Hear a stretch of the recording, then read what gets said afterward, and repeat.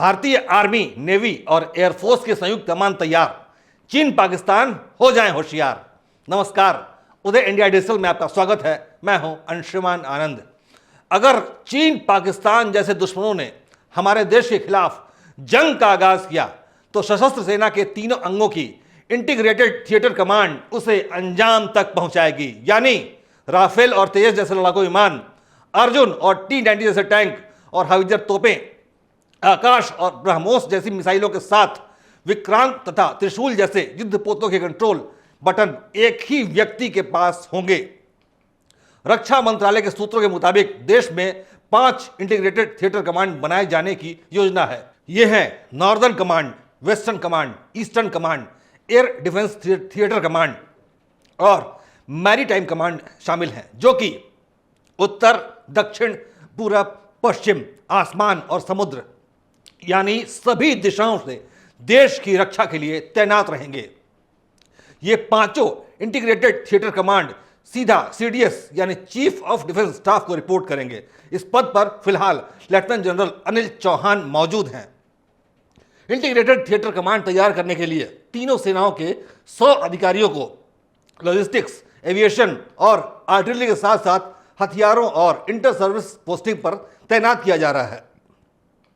इन 100 अधिकारियों में थल सेना के लेफ्टिनेंट कर्नल रैंक, नौसेना के लेफ्टिनेंट कमांडर और कमांडर रैंक और वायुसेना के स्क्वाड्रन लीडर और विंग कमांडर रैंक के अधिकारियों की क्रॉस पोस्टिंग हो रही है, जिसमें सेना से 40, नौसेना से 30 और वायुसेना के भी 30 अधिकारी शामिल हैं। इन अधिकारियों को एविएशन, इंजीनियरिंग, रसद, missile, air defence, UAV, missile firing division में तैनात किया जाएगा।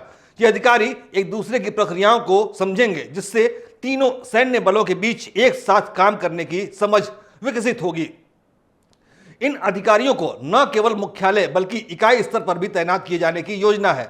इंटीग्रेटेड थिएटर कमांड के लिए कानूनी रास्ता भी तैयार किया जा रहा है, जिसके लिए 15 मार्च 2023 को संसद में inter services organisations command control and discipline bill 2023 पेश किया गया। इस विधेयक में कानून बनते ही इंटीग्रेटेड थिएटर कमांड का रास्ता कानूनी रूप से साफ हो जाएगा, क्योंकि फिलहाल आर्मी एक्ट 1950, एयरफोर्स एक्ट 1950 और नेवी एक्ट 1957 के तहत सेना के तीनों अंग अलग अलग कानूनों के जरिए संचालित होते हैं।